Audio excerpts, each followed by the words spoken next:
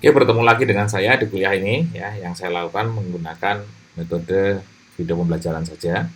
Nah, selama bulan puasa ini, kuliah kita menggunakan metode ini aja ya. Semoga tidak mengurangi kekusyukan dalam belajarnya.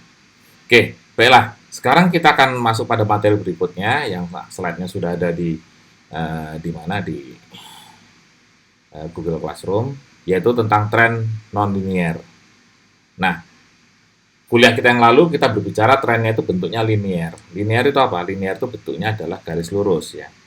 Bentuknya itu garis lurus. Jadi eh, yang akan kita pelajari sekarang adalah tren yang non linear. Jadi bukan berbentuk garis lurus. Kalau kemarin itu garis lurus gitu ya. Set gitu. Nah, ini non linear.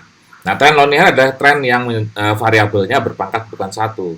Nah, kalau kemarin misalnya yang linear ini kan misalnya Y sama dengan 2X. Nah, X ini kan pangkatnya satu gitu ya, sebenarnya satu, tidak ditulis pangkat satu ya. Gitu. Nah, sedangkan non linear itu pangkatnya bukan satu. Bukan satu itu berarti dia bisa lebih dari satu, bisa berpangkat dua atau berpangkat tiga gitu ya. Nah, tren non linear dapat berupa tren kuadratis, atau kuadratis itu pangkatnya dua gitu ya. Nah, atau tren eksponensial. Eksponensial itu bisa lebih dari dua, bisa tiga, gitu ya, bisa sebagaimana dan lain-lain, gitu. Nah, itu eksponensial. Atau kita sering juga menyebut sebagai polinomial, ya polinomial. Nah, kalau digambar dia bukan berbentuk ini lagi ya, bukan berbentuk sebagai garis lurus lagi, tapi dia berbentuk sudah seperti ini. Dia berbentuknya seperti busur begini ya, busur gitu, ataupun berbentuknya ini gitu. Gitu. Nah, ini adalah bentuk dari tren nonlinear. Berbeda kemarin ya, kalau kita kemarin kan bergambarnya bentuknya lurus gitu ya, bentuk trennya gitu. Nah, kalau ini bentuk trennya tidak lurus atau non linear ya, non linear. Nah, oke.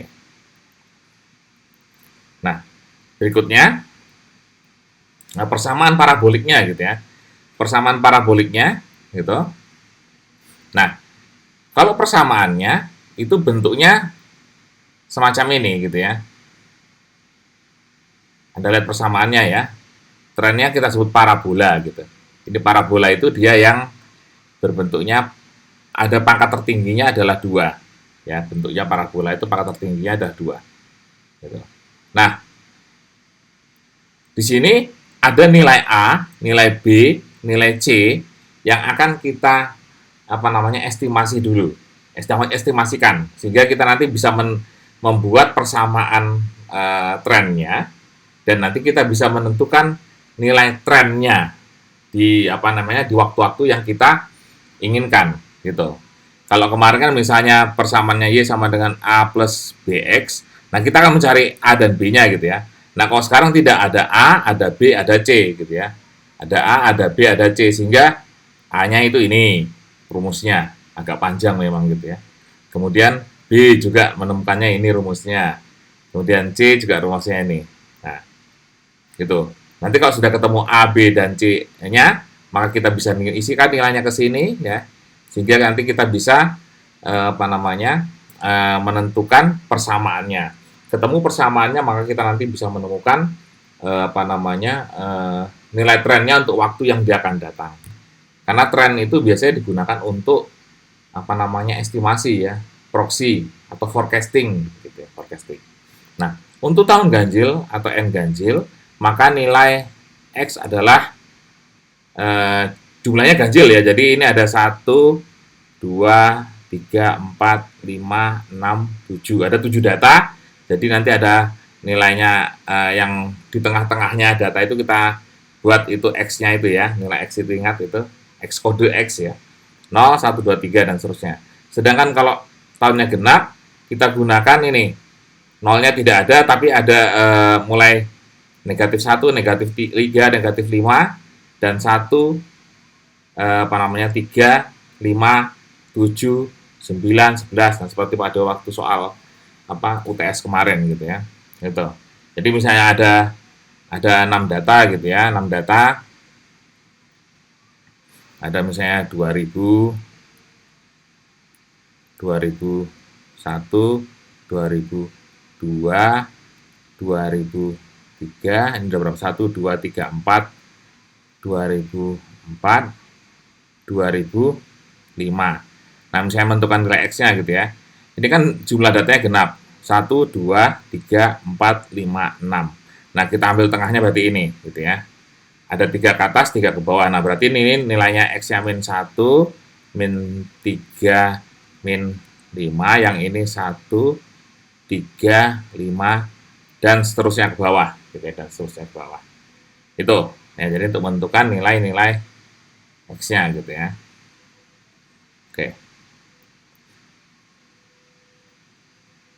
Nah, ya. Nah, selanjutnya ini contohnya, gitu ya, ada contohnya. Ya, contohnya, ya.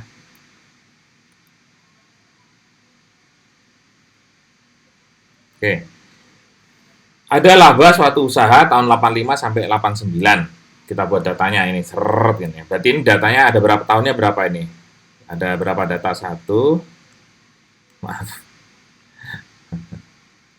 oh ya, ada satu, ada dua, ada tiga, ada empat, ada lima. Oke, berarti ada lima data. Berarti ada datanya ganjil gitu ya. Berarti ini nanti ini jadi 0. Tahun ketiga ini jadi 0. Ya. Oke, tahun 85, 12 kita isikan ke sini gitu ya. Nah, X ini kodenya gitu ya, kode. Nah, ini ada 0, ini yang 87 ya, tahun 87. Ini 1, 2, 3 gitu ya, dan seterusnya gitu.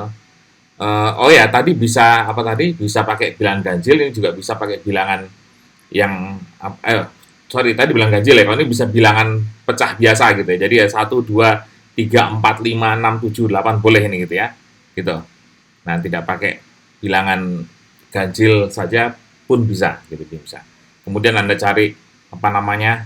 X kali Y, X kuadrat Y, X pangkat 4 gitu ya. Nah, kemudian baru nanti kalian bisa menemukan inilah persamaannya gitu ya. Itu. Dengan menggunakan rumus tadi yang di awal ya. Kita menggunakan rumus yang apa tadi? Yang di awal tadi, Anda ingat ya. Rumus yang di awal itu adalah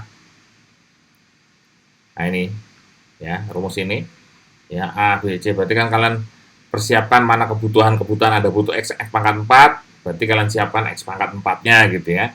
Kemudian ada X kuadrat, kemudian rumus-rumus ini kalian gunakan nanti untuk menentukan itu gitu ya, menentukan itu. Oke, jadi sudah ketemu. Nah, selanjutnya adalah apa namanya? Persamaan tren eksponensial. Nah, eksponensial ini agak unik gitu ya, agak unik. Eksponensial itu agak unik juga.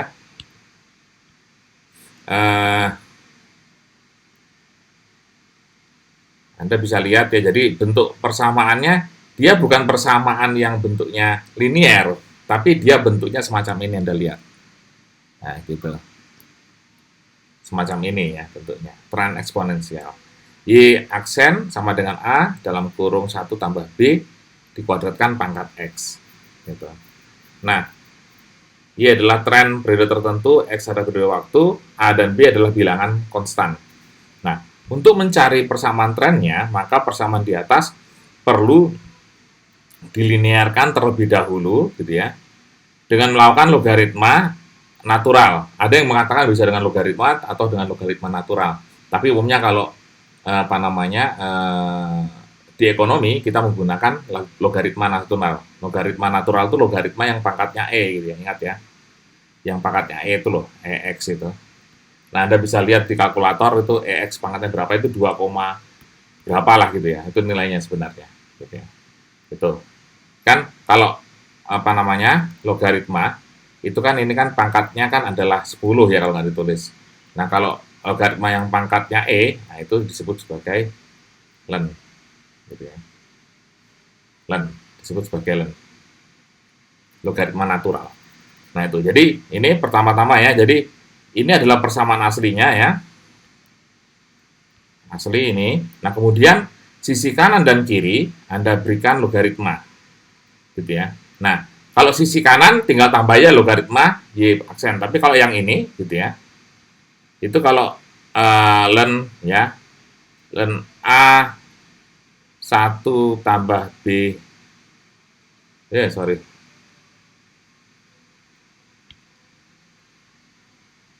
Ya, kalau yang ini apa namanya?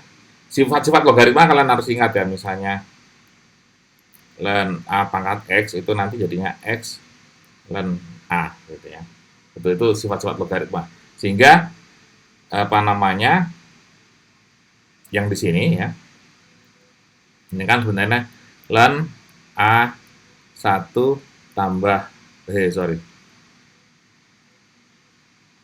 Yang di sebelah sini itu kan ln dalam kurung A kali 1 tambah B pangkat X. Nah, gitu ya. Nah, ln A berarti ini kembali masuk ke sini, ln A-nya ke sini, ya gitu ya. Nah, sedangkan ln 1 tambah B pangkat X itu menjadi X ln 1 tambah B. Nah, itu yang menjadi ini, yang jadi B-nya. Nah, selanjutnya kita apa namanya? Kita punya persamaan ini kan, gitu kan. Nah, sehingga ini kita modelkan kembali menjadi seperti persamaan linier. Ya, persamaan linier. Jadi kan ini, yang ini kita anggap Y, yang ini kita anggap A, yang ini kita anggap sebagai B. Ya, kita anggap sebagai B. Makanya dibuat apa namanya? Y, A, dan B. Dan X itu tetap. Jadi kayak mirip persamaan linier. Jadi persamaan non linier yang dilinearkan, ya, dilinearkan gitu. Makanya jadinya begini, ya, jadinya begini. Gitu. Nah, ya, kita selanjutnya ya. Tuh.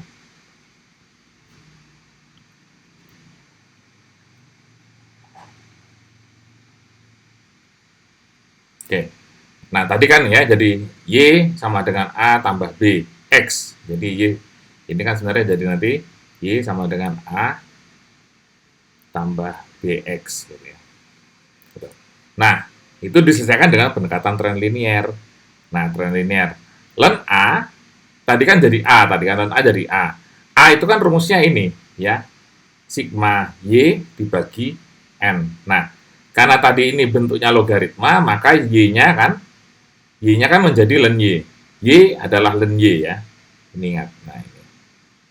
Sehingga ini jadi ln Y dibagi N tetap. Nah, kalau sudah ketemu nanti menemukan A-nya kita antilenkan.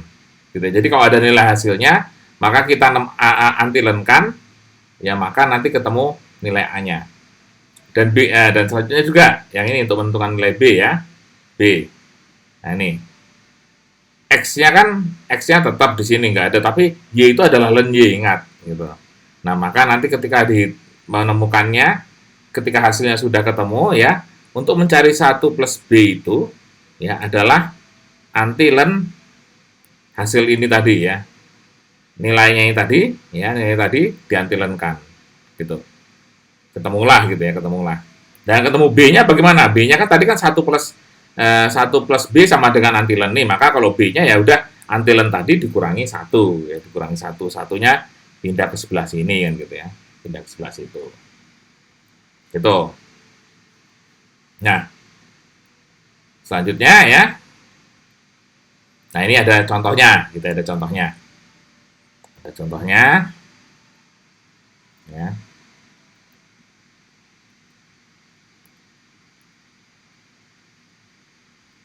Oke, ini ada apa namanya data ya, datanya tahun ganjil gitu ya. Ada nilai X-nya, kemudian nilai Y-nya ya. Kemudian Y-nya dilenkan, kita dilenkan dulu. Karena nanti cari aja di kalkulator yang tulisannya ln gitu ya. Ln, kemudian X-nya dikuadratkan, X ln Y, dan nanti ini untuk menghitung trennya gitu ya, trennya. Nah, itu. Kemudian Anda hitung ya, jadi A tadi kan antilen dari ini kan gitu ya. Nah, ln Y-nya berapa? Ini kan 14 ini kan gitu ya. Gitu. Datanya 5 kan gitu ya. Nah, antilen ini adalah ini. Nanti kalian coba di kalkulator ya, di kalkulator yang saintifik, jangan kalkulator dagang, nggak ada itu antilen. Kalkulator saintifik.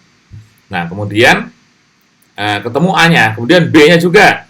Ini ketemu Ya jadi sigma X kan itu kan sigma X itu mana? Anda bisa cari sigma X itu ini mana sih? Jumlahnya 0 ya. Antilen 36. Oh ini sorry. X. Ini masuk sini. Gitu ya. Kemudian sigma X kuadrat. Gitu. Sigma X kuadrat itu adalah 10 ini. Ya, set gitu. Nah, hasil ini tadi dihitung, kemudian diantilenkan dapatnya 0,36. Nah, kemudian ketemulah. Jadi persamaannya tadi Anda masukkan 17-nya, A-nya tadi masukkan ke sini gitu ya. Nah, B-nya masukkan ke sini. Ini persamaan awal tadi ya, persamaan awal. Itu.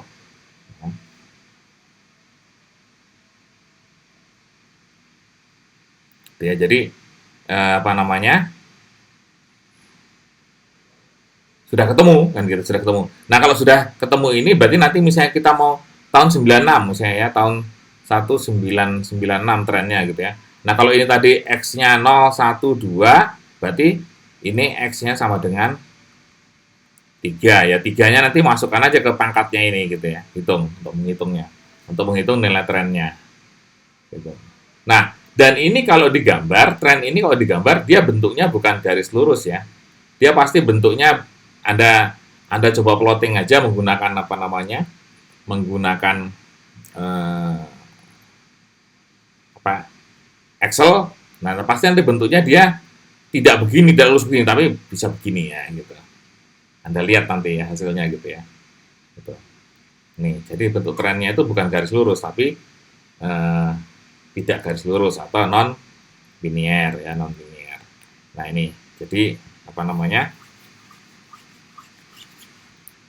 Rumusnya Anda gunakan aja apa namanya Anda lihat gitu ya, tinggal dimasukkan saja dan siapkan kolom-kolom ini ya, kolom-kolom ini gitu sehingga apa namanya kalian bisa menyusunnya dan menemukan trennya menggunakan tren nonlinear. Oke, nah sekarang ada mungkin pertanyaan gitu ya, kan trennya banyak Pak, ini mana sih yang benar kan gitu ya trennya ini gitu, apakah apa namanya tren linear atau tren nonlinear yang digunakan gitu ya. Gitu. Nah, ada beberapa perbedaan. Kalau tren linear itu cenderung kita memaksakan apa namanya memaksakan data sebenarnya gitu ya. Memaksakan data agar dia lurus. Padahal belum tentu data itu lurus gitu ya. Data itu lurus belum tentu. Karena ada di apa namanya di ekonomi produksi ya. Kalau di dalam mikro itu ekonomi produksi ya. Itu ini misalnya ini adalah ini produk gitu ya atau output gitu ya dan ini adalah inputnya. Nah, dia gambarnya begini. Sorry, lepas. Nah, ini key yang gitu ya. Sehingga ini bukan tren linear gitu ya, bukan tren linear yang garis lurus, bukan. Nah, ini trennya kuadratis minimal gitu loh. Nah, bahkan biasanya ini berpangkat 3 gitu. Sehingga kalau untuk berbicara mengenai produksi gitu ya, kita lebih tepat kalau menggunakan persamaan yang non-linear gitu ya, non-linear. Terutama kalau kasusnya untuk produksi pertanian gitu ya, produksi pertanian itu betul-betul dia harus apa namanya mengikuti kaidah ini biasanya. Gitu. Oke, nah jadi apa namanya selanjutnya ya, ini adalah bentuk dari apa namanya persamaan tren non-linear ya, non-linear. Oke, jadi kalian ada mengenal suatu istilah baru, yaitu istilahnya melinearkan suatu hal yang apa namanya ini, melinearkan persamaan yang non-linear dengan menggunakan logaritma natural. Nah, nanti logaritma natural kalian akan mengetahui apa namanya berbicara mengenai E tadi ya, logaritma natural E, sehingga nanti antilen segala kan harus belajar. Ya, antilen itu di apa namanya di HP ada kok, tapi cari yang saintifik ya, jangan yang apa kalkulator yang apa yang bukan apa namanya, ya bentuknya E pangkat X biasanya. Kalau kalian di kalkulator itu ada tandanya itu E pangkat X gitu. Misalnya E ada pangkat X gitu. Nah itu berarti untuk anti-len. Jadi anti-len kan. Gitu. Kalau len kan ln bisa tambangnya. Gitu ya. Oke, ini adalah bagian yang persamaan tren eksponensial ya. Oke, semoga kalian bisa nanti mempelajarinya. Dan selanjutnya nanti akan saya sampaikan mengenai probabilitas. Oke, untuk probabilitas ya, probabilitas atau kata lainnya adalah peluang.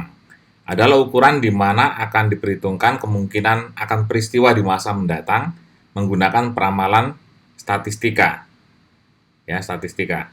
Nah, probabilitas apa? Probabilitas dapat juga diartikan sebagai besarnya angka yang akan menunjukkan kemungkinan suatu peristiwa terjadi di antara beberapa peristiwa yang akan mungkin terjadi. Gitu. Nah, probabilitas dilambangkan dengan P, dinyatakan dalam bentuk angka antara 0 dan 1. Biasanya dinyatakan juga dalam persen. Ya. Itu, antara 0 dan 1. Jadi 0 itu biasanya kemungkinan tidak terjadi, dan 1 itu pasti terjadi. Kan gitu. Jadi ada kemungkinannya berapa persen nih. Gitu. Kalau 1 biasanya 100% ya, orang ngomongnya 100%. Gitu. 100% terjadi, ya berarti pasti terjadi. Tapi ada juga kemungkinan tidak terjadi. Sehingga angkanya itu antara 0 dan 1 ya. 1. Nah, probabilitas itu sebenarnya untuk pengambilan keputusan tepat.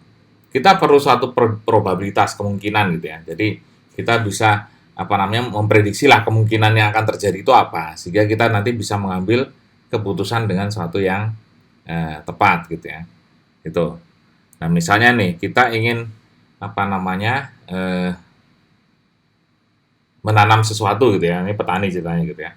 Petani. Nah, mereka punya udah punya pengalaman misalnya sekarang musimnya hujan segala macam. Nah, kalau musim hujan maka ada probabilitas kemungkinan-kemungkinan yang bisa muncul. Bisa saja curah hujannya terlalu tinggi maka tanamannya tidak bisa tumbuh dengan baik karena airnya terlalu banyak. Kalau airnya terlalu banyak kemungkinan bisa busuk. Nah, makanya itu kan dia punya kemungkinan akan terjadi semacam itu gitu ya. Atau nanti kemungkinan juga akan banyak hamanya. Nah, kalau itu maka dia harus bisa mengambil keputusan yang tepat.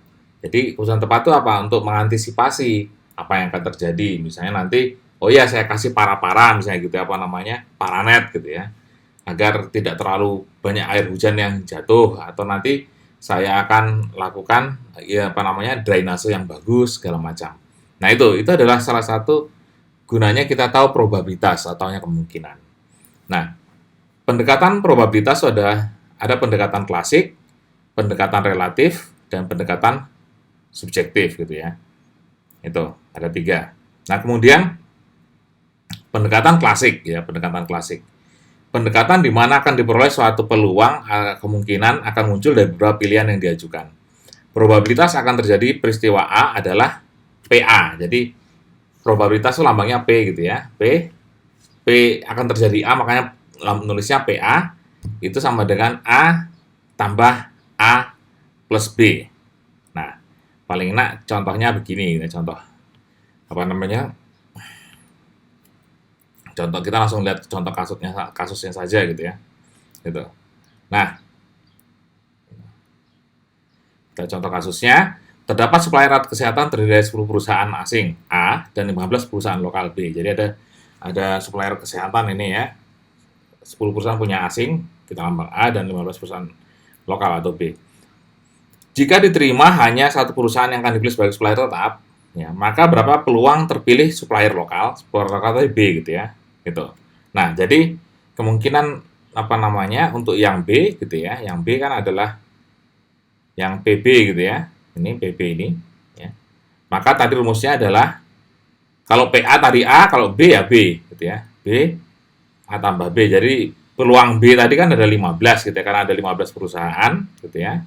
Dan totalnya adalah 25 ya. Jadi 15 per 25 adalah 3/5.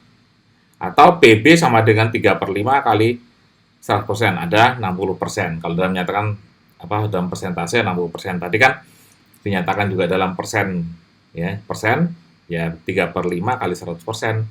Berarti apa namanya 60% ya, 60%. Gitu. Nah, selanjutnya ada pendekatan relatif. Pendekatan di mana peluang suatu peristiwa tergantung pada banyaknya peristiwa yang terjadi dari seluruh percobaan atau kegiatan yang dilakukan. Probabilitas kejadian relatif atau pendekatan relatif tadi ya, relatif adalah jumlah peristiwa di masa lalu dan terus dibagi dengan jumlah total percobaannya. Nah, kita lihat aja langsung apa namanya langsung di contohnya ya. Misalnya gitu ya. Sorry. Misalnya ini ya. Dari hasil penelitian diketahui bahwa akan ada 5 perusahaan tender pembangunan jalan. Jadi ini kan peristiwa di masa lalu kan kita sudah tahu bahwa biasanya itu ada pemenangnya itu ada 5 perusahaan ya, pemenang tender pembangunan jalan. Kemudian berapa probabilitas terjadi satu perusahaan akan menang dari 400 peserta tender yang ikut serta. Gitu. Jadi kita diminta satu perusahaan yang apa namanya kemungkinan perusahaan terjadi satu perusahaan yang menang ya dari 400 peserta tender. Nah, peserta tendernya yaitu apa tadi dijadikan sebagai total total ininya, total percobaannya 400 dan 5 adalah kejadian masa lalunya karena biasanya ada 5. Jadi kalau untuk kemungkinan 1 ya berarti ini ya. Kejadian untuk A-nya adalah 5/400 langsung gitu ya. Jadi 1/80 atau 0,0125 gitu ya. Ini kalau dalam persentase berarti berapa itu? 1,25% kan gitu ya. 1,25%. Gitu. Nah, ya jadi apa namanya? Semacam itu ya untuk yang pendekatan relatif. Nah, selanjutnya pendekatan subjektif ya, pendekatan subjektif. Ya, tadi ada klasik relatif dan subjektif ya. Gitu. Nah, sekarang yang subjektif.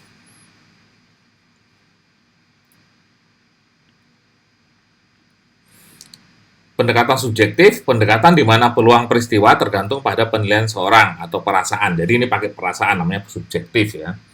Cara ini dipengaruhi oleh pribadi seorang sehingga bersifat subjektif. Contoh misalnya, menduga kemungkinan mahasiswa A ini mendapat nilai A.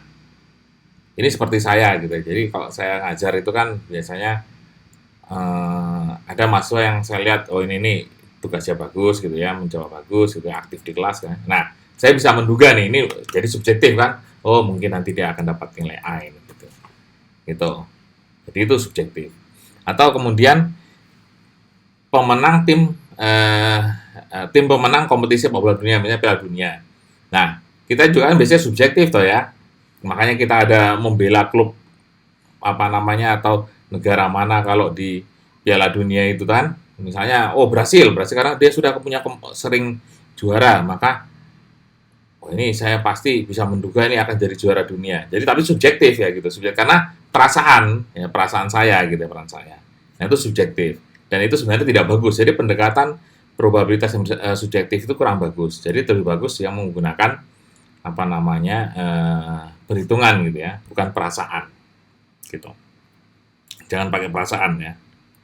Oke. Nah, kemudian ada hubungan satu peristiwa dengan lainnya, peristiwa lainnya. Nah, di dalam probabilitas itu ada yang dikenal sebagai mutually eksklusif. Mutually eksklusif. Hubungan yang saling meniadakan atau saling meniadakan. Jadi kalau sudah terjadi satu, yang lain tidak terjadi gitu lah. Itu namanya saling meniadakan ya. Jadi terjadi sesuatu, yang lain tidak terjadi. Tidak terjadi. Atau saling asing. Artinya bila satu peristiwa terjadi, maka tidak mungkin peristiwa lainnya terjadi. Gitu. Nah, menulis apa namanya probabilitasnya adalah P, A atau B. Jadi P, A atau B.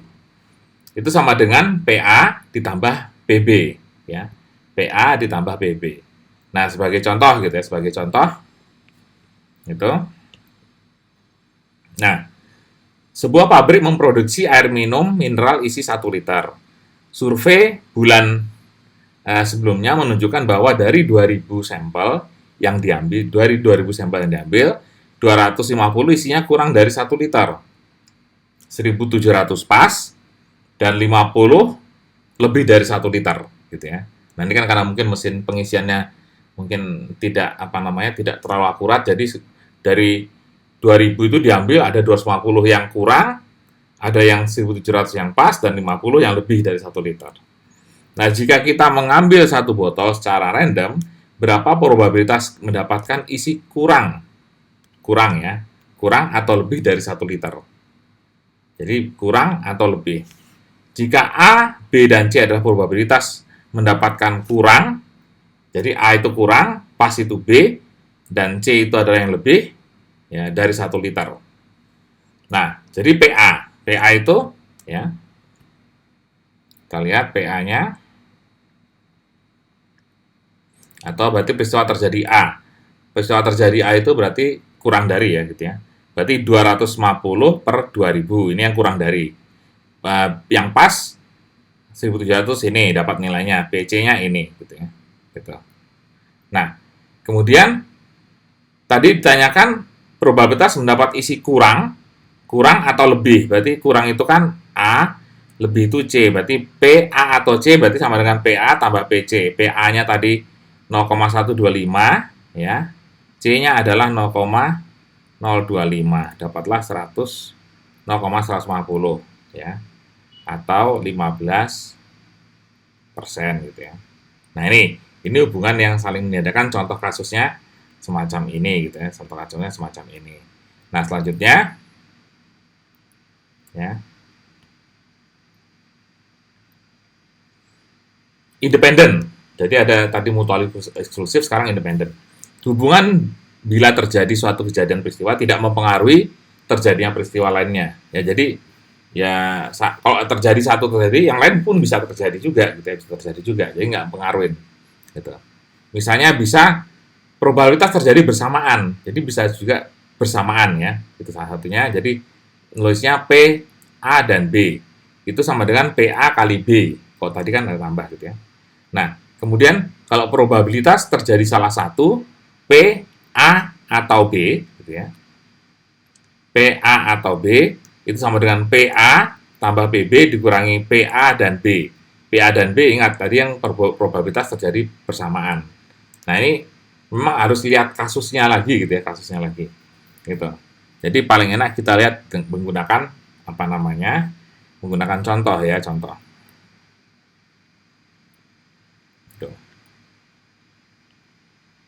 Nah, sebuah koin dan sebuah dadu. Jadi sebuah koin dan sebuah dadu dilempar bersamaan. Berapakah probabilitas memperoleh permukaan gambar pada koin? Jadi koin itu kan ada gambar, ada angka ya. Ada gambar, ada angka. Coba Anda lihat.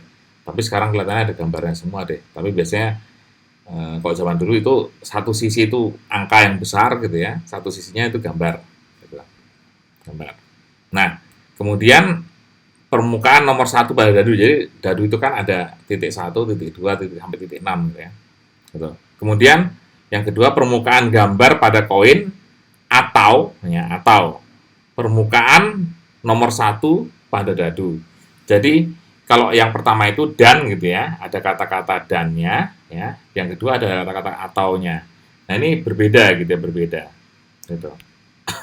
Nah, kalau dan itu kan berarti dia terjadi bersamaan ya, dan itu terjadi bersamaan.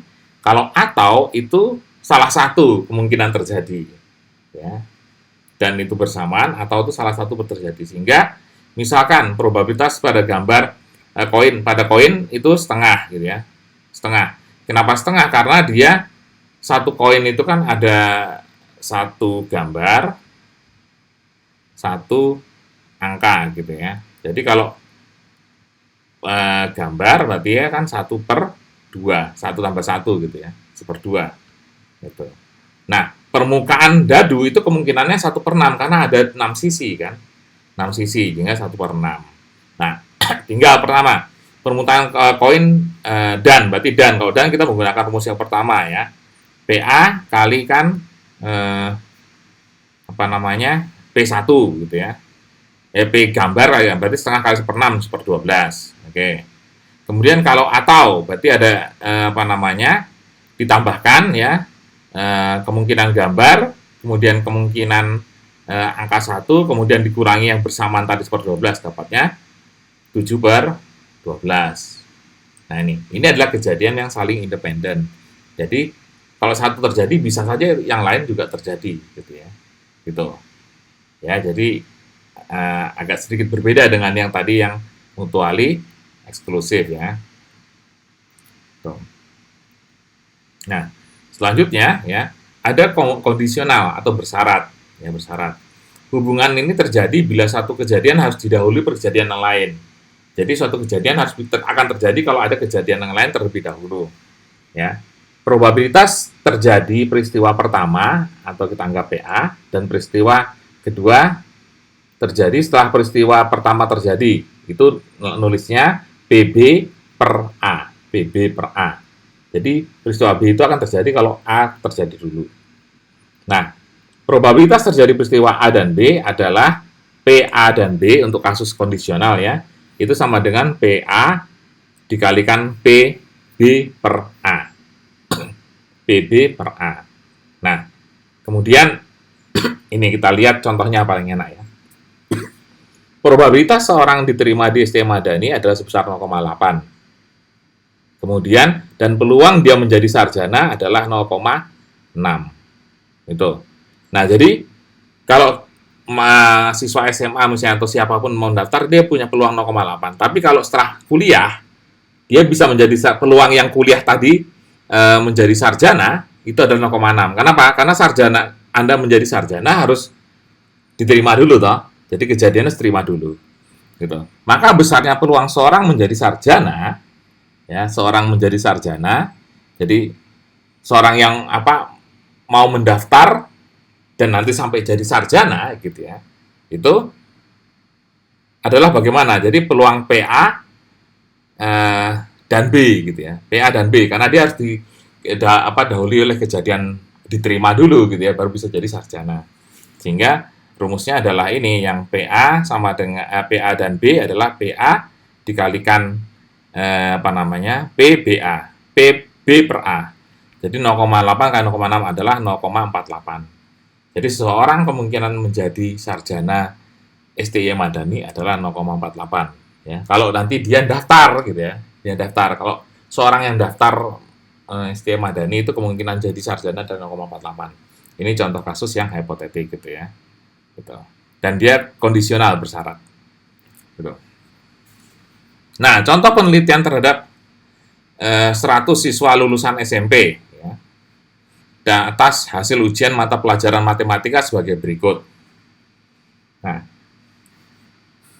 matematika ya, nilai matematikanya dan jenis kelaminnya. Jadi ke bawah ini jenis kelamin, B1 itu laki-laki, B2 perempuan. Nilai matematikanya A1 itu adalah yang kurang dari 60, yang A2 lebih dari 60. Dan ini jumlahnya. Ya, jumlahnya. Jadi kalau bacanya laki-laki itu totalnya ada 70 orang. Perempuan totalnya ada 30 orang. Terus jumlah yang dapat A1 atau kurang dari 60 itu ada 45, jumlah yang dapat nilai lebih dari 60 ada 55 ya. Jadi dari total siswanya adalah 100. Nah, kemudian ditanyakan, hitung probabilitas siswa yang memperoleh nilai kurang dari 60 dan perempuan ya. Kurang dari 60 dan perempuan. Kemudian hitung probabilitas siswa yang memperoleh nilai lebih dari 60 dan laki-laki ya. Dan laki-laki probabilitasnya. Gitu. Nah, ini penyelesaiannya gitu ya. Penyelesaiannya ya, penyelesaiannya tadi kalau kita lihat sebenarnya sederhananya gini, kalau dia perempuan kan, hitung siswa memperoleh kurang dari 60 dan perempuan itu dia kurang dari 60 ini 20 ya, 20. Sementara totalnya adalah 100, berarti kan sebenarnya 20 per 100. Itu untuk yang A. Ini adalah 1/5 kan gitu ya. Itu 1/5. Kemudian hitunglah probabilitas siswa memperoleh nilai lebih dari 60 dan laki-laki lebih dari 60, laki-laki itu 45. Berarti ini kan 45 per 100. Ya toh? Sama dengan 45% ya. Itu 45%. Gitu. Nah itu, jadi itu cara singkatnya sebenarnya tinggal melihat-lihat ini aja. Walaupun sebenarnya cara panjangnya itu Anda bisa lihat di sini apa namanya eh, rumusnya gitu ya. Gitu. Ini ya jadi pakai klasifikasi A, pakai klasifikasi B jenis kelamin. Nah, Anda nanti bisa baca di apa di apa di slide saja gitu ya. Oke. Nah, sekarang kita masuk pada teorema Bayes. Ini teorema Bayes adalah teorema yang sering digunakan dalam apa namanya teori probabilitas. Teori menghitung probabilitas jika ada informasi tambahan, kemudian probabilitas berdasarkan informasi yang ada disebut probabilitas awal atau prior probabilitas, dan probabilitas setelah ada informasi tambahan disebut probabilitas direvisi atau revised or posterior probability. Nah ini kita lihatin aja ada kasusnya. Contoh, sebuah pabrik menggunakan 4 buah mesin. Jadi ada 4 buah mesin A, B, C, dan D. Hasil produksi pada akhir bulan mesin A adalah 100, B 120, C 180, dan D 200. Jumlah seluruhnya adalah 600 buah. Mesin A dan B punya peluang menghasilkan barang rusak 5% ya, A dan B. Kemudian C dan D 1%. Mungkin C dan D ini mesinnya lebih baru gitu ya. Lebih baru. Dan mesin A itu A dan B mungkin bisa lebih lama. Jika dari 600 barang tadi diambil, jika dari 600 barang ya, jadi kan totalnya kan ada 600, diambil satu secara random dan ternyata rusak. Nah, kita tahu, kita mau tanya nih, ini kemungkinan dari mesin D berapa? Jadi kemungkinan yang rusak ini munculnya dari mesin D itu berapa gitu ya. Gitu. Nah, sekarang kita lihat nih. Ya, kita lihat. Jadi kemungkinan muncul dari mesin A kan dari 100 per 600 ya, jadi kemungkinan barang itu pertama kemungkinan barang itu dari mesin A kan adalah peluangnya adalah 100 dari 600 totalnya gitu ya, kemudian dari B sekian, C sekian, D sekian gitu ya, dan seterusnya. Jadi kemungkinan yang kita ambil itu dari ini. Nah kemudian baru kita lihat rusaknya gitu ya, rusaknya. Nah PR adalah probabilitas barang rusak pada mesin. Maka tadi R oleh A adalah 0,05. Ya, tadi 0,05. 5% kan 0,05. Ya, 0,05. Tadi dari datanya tadi kan 0,05 gitu ya. Gitu. 0,05. Nah, kemudian A dan B 0,05, C dan D 0,01 tentunya gitu ya. Ini 0,01 gitu. Nah, kemudian berarti kemungkinan barang rusak dari D kan gitu ya, dari D, mesin D dihitung dengan berarti kita ngambil dari D dan dia rusak gitu ya, dan D dan dia rusak dihitung dengan formula Bayes. Formula Bayes ya, itu apa rumusnya? Ada ini formula Bayes, itu rumusnya ini sebenarnya panjang, dikenal sebagai teorema Bayes ya, teorema Bayes. Sehingga ini ya, mesin D itu kan dia kan 1%, 0,01 itu 1%. Nah kemudian apa namanya ya, kemungkinan muncul dari mesin D adalah sepertiga. Jadi maksudnya sih mesin D kan 1/3 ini ya, gitu 1/3. Ya muncul barang dari mesin D 1/3, dan kalau dia rusak nanti kemungkinan adalah 0,01 ini. Berarti itu asal muasalnya ya. Gitu. Nah, kemudian tinggal dikalikan aja. Dibagi, ya ini total dibagi dengan 1/6 kali 5. Jadi ini yang kemungkinan dari mesin A ya, kemungkinan dari mesin A dan dia rusak gitu. Kemungkinan dari mesin B dan dia rusak, kemungkinan dia mesin C 3/10 kali 0,1 tadi ya, 0,01 ini dan dia rusak, ini dihitung semua gitu ya. Ketemulah probabilitas barang rusak terambil dari mesin D, yaitu 0,135. Ya, jadi kemungkinan munculnya itu bahwa itu dari mesin D adalah 0,135 atau 13,5%. ya 13,5%. Nah ini menggunakan teorema Bayes, rumusnya yang semacam ini gitu ya, itu ini ya, PAK dan ini dan seterusnya. Anda nanti bisa lihat di slide kita, teorema Bayes. Nah contoh lagi ya, sebuah perusahaan ABDI mempunyai dua mesin, jadi D1 dan D2, mesin D1 dan D2. D1 dapat memproduksi 40% dan D2 dapat memproduksi 60% dari total ya. Berarti mesin D2 ini mungkin dia lebih baru gitu ya, lebih baru. Kemudian persentase kerusakan mesin D1 adalah 3% dan mesin D2 adalah 5%. Ya. Ini walaupun banyak produksinya tapi rusaknya juga banyak ini ya, mesin D2. Nah, jika satu produk diambil secara acak atau random, berapa besar probabilitas terambil output yang rusak? Kemudian berapa probabilitas output rusak berasal dari mesin D1 dan D2 ya, D1 dan D2. Jadi ini mirip tadi dengan soal sebelumnya sebenarnya gitu ya.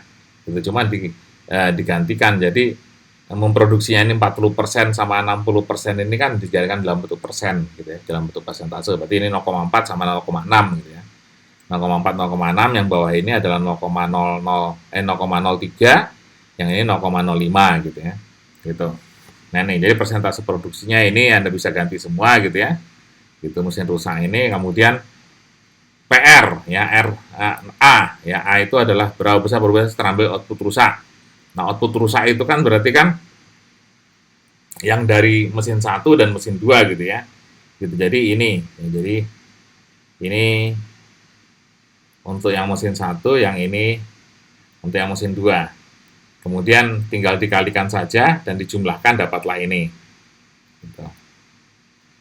Kemudian kalau ditanya berapa kemungkinan mesin D1 dan D2, ini mirip tadi dengan yang pertama gitu ya, dengan yang soal sebelumnya gitu ya.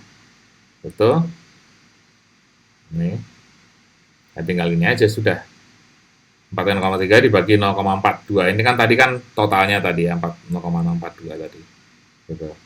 Nah kalau yang dari mesin D2 yang diperhatikan adalah yang D2-nya gitu ya, baru rusaknya dapat 0,7. Nah, sehingga kita lihat bahwa kemungkinan output rusak itu dihasilkan oleh mesin 2 lebih besar, yaitu 0,714 gitu, 0,714. Nah, oke. Ini adalah salah satu contoh penerapan teorema Bayes ya. Oke.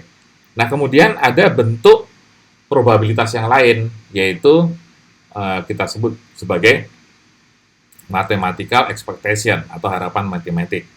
Ya, harapan matematik. Nah, harapan matematik adalah peristiwa yang berkaitan dengan kemungkinan terjadinya kombinasi, ya, kombinasi sesuatu gitu ya. Nah, itu ada dua hal nanti. Satu adalah permutasi, yang kedua adalah kombinasi. Nah, kita lihat permutasi dulu. Ya, permutasi. Permutasi adalah penyusunan objek-objek sejumlah n. Jadi ada objek sejumlah n yang tiap-tiap kali diambil sejumlah r dengan memperhatikan tata susunannya. Jadi tata susunannya itu diperhatikan. Nanti kita lihat contohnya itu bagaimana sih tata susunan yang diperhatikan.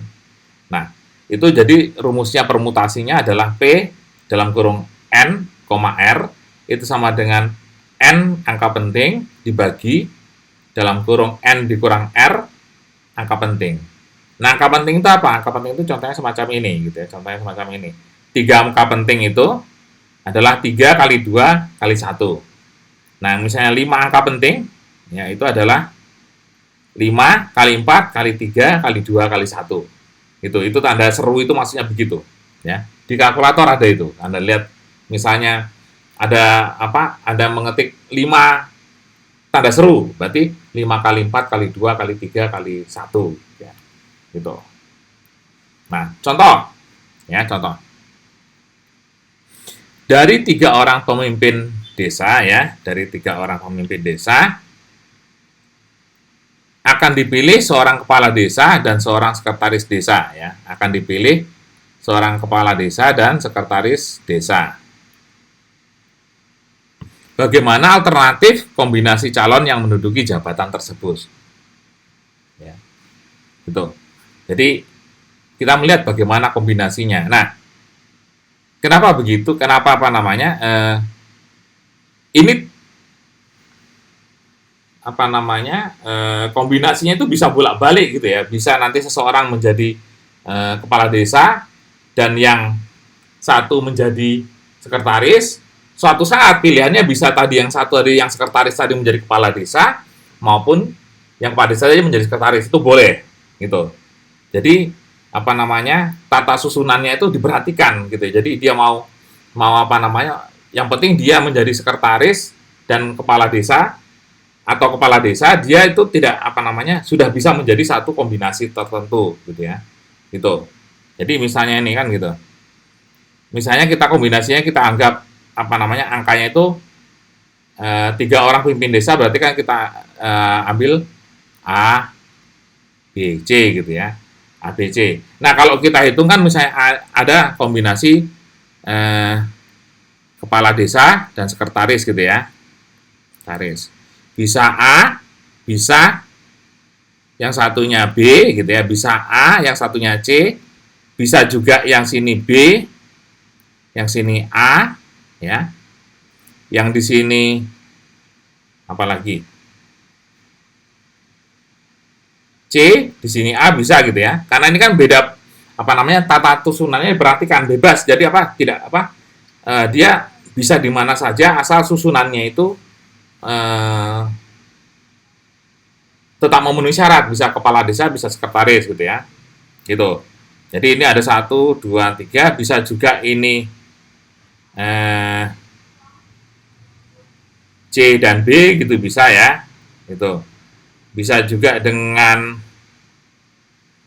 apa namanya, AB, AC, BA, CA, BC, nah BC, B dan C tadi kan belum, nah gitu. Berarti ada 1, 2, 3, 4, 5, 6. Nah ini kalau kita metodenya metode nyoba satu-satu begini. Nah tapi kalau kita menggunakan rumus ini ya gitu ya, ya tinggal dari 3 calon, 2 pola gitu ya, pola aja kita sebutnya 2 pola gitu ya, dengan 3 calon yang apa, calon orang dengan 2 pola. Nah itu sehingga nulisnya yang di atas adalah 3, yang di bawah 3 dikurang 2 ya, 3 kurang 2. 3 angka penting itu kan sama dengan 3 kali 2 kali 1 ya. Kemudian yang bawahnya itu 3 kurang 2 angka penting, berarti itu kan 1 angka penting gitu ya. Berarti 1 angka penting kan bagi 1 aja gitu ya. Berarti 3 kali 2 itu 6 kali 1 6, dibagi 1 ya sama dengan 6 gitu ya. Sama dengan 6. Ini dapat 6. 6 itu kombinasinya apa? Ya ini tadi gitu ya. Tadi atau susunannya adalah ini gitu ya. Nah, ini kalau cuma ABC. Nanti kalau A B C D E F G banyak calon gitu ya. Dan misalnya ada apa namanya, kepala desa, sekretaris dan bendahara misalnya begitu ya. Nah, itu kan banyak lagi. Berarti kan ada kepala desa, sekretaris, bendahara. Nah, itu kita kombinasikan kan lebih ruwet gitu ya. Maka kita menggunakan ini, kita menggunakan metode permutasi saja gitu ya. Apa saja. Gitu. Nah, ini adalah untuk membuat berapa kemungkinan terjadinya pasangan itu gitu ya, pasangan itu. Nah, selanjutnya yang terakhir adalah yang tentang apa namanya, kombinasi ya, kombinasi. Nah, kombinasi ini adalah seleksi terhadap objek sejumlah n yang tiap-tiap kali diambil R tidak memperhatikan tata susunannya. Nah, tata susunannya itu berarti gini, misalnya apa namanya ya, misalnya ada A dan B dan A misalnya gitu. Nah, ini sama saja gitu ya, sama saja, nggak ada bedanya. Berarti tata susunannya nggak diperhatikan. Jadi ini sama, gitu ya, sama. Nah itu kita menyelesaikannya dengan kombinasi gitu ya, kombinasi. Nah kita lihat contohnya gitu ya. Ada 3 orang pemain bulu tangkis A, B dan C. Hendak dipilih 2 orang. 2 orang pemain untuk pemain ganda ya, 2 orang untuk pemain ganda. Jadi ada tiga pasangan tadi ya, gitu. Nah itu kombinasi pasangannya bagaimana yang kemungkinan terjadi? Karena kan tadi kan, nah, kalau A B C gitu ya, A B C bisa A bisa B, bisa B bisa A, bisa A bisa C, bisa C bisa A, kemudian bisa B bisa C, bisa C bisa B kan gitu ya.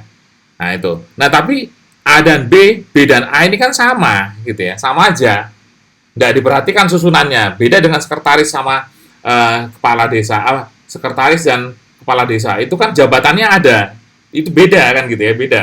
Jadi A kepala desa sebagai kepala desa dan B sebagai sekretaris itu berbeda dengan B sebagai kepala desa dan A sebagai sekretaris. Itu beda.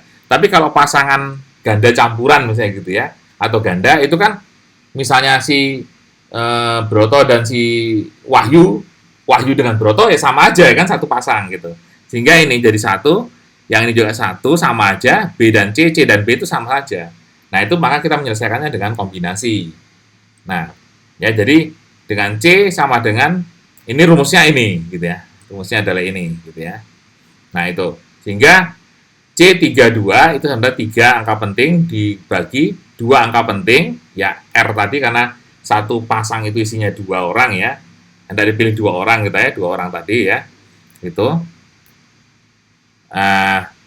apa namanya? Jumlah kemudian dikurangi N itu tadi kan ABC tadi ya, R itu jumlah pasangan yang mau dipakai gitu ya, diambil gitu, 3 kurang 2 itu 1 ya, jadi 3 dikurang 2 angka penting kali 1 angka penting, berarti tinggal ini sebenarnya tinggal 3 kali 2 kali 1 dibagi dengan 2 ya, kali 1, yang 3 kurang 2 angka penting kan 1 angka penting berarti kan kali 1. Berarti ini kan, ini 2 kali 1 ini kan bisa coret, ini juga kali coret, berarti kan sama dengan 3 kan gitu ya. Maka 3. Nah, kombinasinya A, AB, AC dan BC. Gitu. BA sama, CA sama, CB juga sama, itu satu kombinasi. Ya. Nah, ini jadi itulah tadi harapan matematis. Oke, saya rasa nanti kalian bisa pelajari ya, ambil contoh ini kalau kalian ingat waktu masa-masa SMA ya, untuk melihat kombinasi semacam ini gitu. Oke, saya rasa itu aja dulu ya untuk persoalan probabilitas ya. Nanti silakan Anda pelajari videonya gitu, dan sampai ketemu lagi di kuliah berikutnya. Sehat selalu, sampai jumpa.